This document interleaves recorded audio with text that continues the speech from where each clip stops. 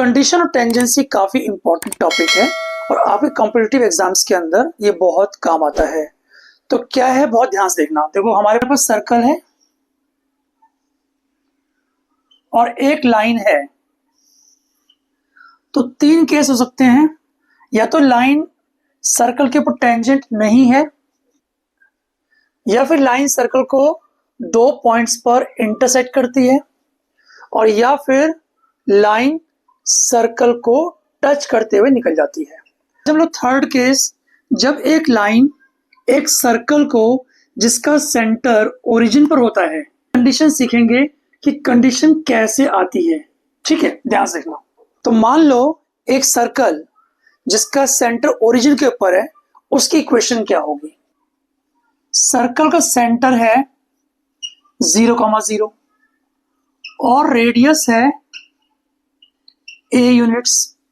तो equation of circle कैसे निकालते हैं, x minus h whole square plus y minus k whole square is equal to r square, जहां पर h comma k क्या है, सेंटर के कोऑर्डिनेट्स हैं। अब यहां पर सेंटर 0 0 है, तो आ जाएगा x square plus y square is equal to, radius हमारा a है तो हम a स्क्वायर ले लेंगे। ये है सर्कल की इक्वेशन। ठीक है, लाइन की इक्वेशन में एज्यूम कर लेते हैं। मान लो एक हमारे पास लाइन है जिसका स्लोप है m और y एक्सिस का इंटरसेप्ट है c। तो इक्वेशन ऑफ लाइन हो गई y equal to mx plus c। Circle और लाइन आपस में एक दूसरे को टच कब करेंगे, ध्यान से देखो। सबसे पहले y को पुट करता हूं इस इक्वेशन में, तो मेरे पास आएगा x square plus m x plus c whole square is equal to a square.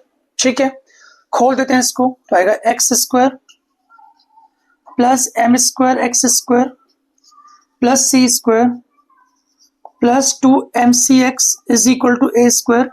इस क्वाड्रेटिक इक्वेशन को स्टैंडर्ड फॉर्म में करते हैं, तो आ जाएगा हमारे पास एक्स स्क्वायर और यहां पर मैं 1 प्लस एम स्क्वायर लिखता हूं।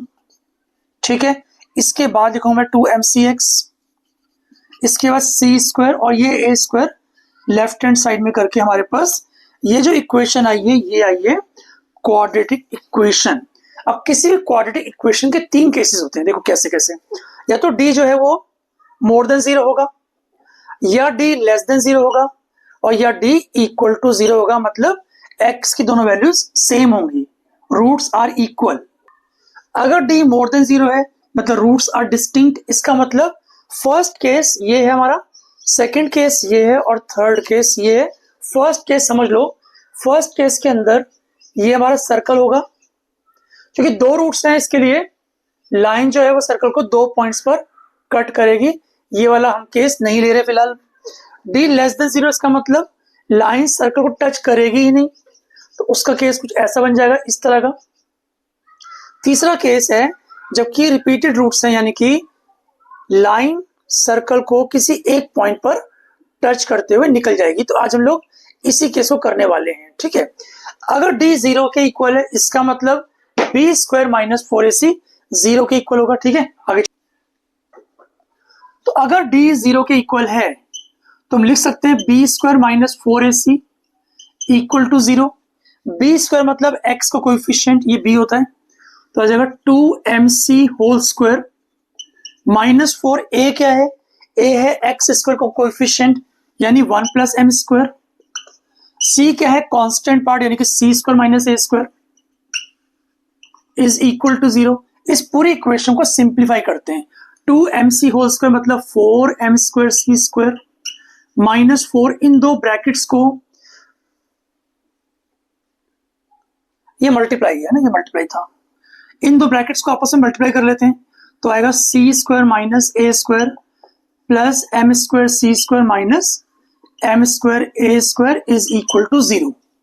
ब्रैकेट खोल देते हैं माइनस 4 से मल्टीप्लाई करके, तो आएगा 4m square c square minus 4c square plus 4a square minus 4m square c square plus 4m square a square is equal to 0। यहां पर आप देख सकते हो 4m square c square cut जाता है, हमारे पास बचा क्या, हमारे पास बचा minus 4c square plus 4a² plus 4m² is equal to 0। पूरी इक्वेशन 4 से डिविजिबल है तो 4 से डिवाइड कर लेते हैं, तो हमारे पास आएगा -c² plus a² plus m² is equal to 0। इस -c² को राइट हैंड साइड पर शिफ्ट कर लेंगे तो हमारे पास क्या आएगा, a² plus m² is equal to c²। तो अगर c² a² प्लस m² आ गया है तो यहां से a² कॉमन ले लेंगे तो हमारे पास 1 प्लस m² आएगा इज इक्वल टू c²। ठीक है, तो इसका मतलब c² is equal to a² multiplied by 1 plus m²। ये एक ऐसी कंडीशन है जबकि line y equal to mx plus c circle जिसका सेंटर ओरिजिन के ऊपर है उसके ऊपर टेंजेंट होती है। ठीक है, तो ये लर्न कर लो, ये आपके एग्जाम्स में काफी काम आता है।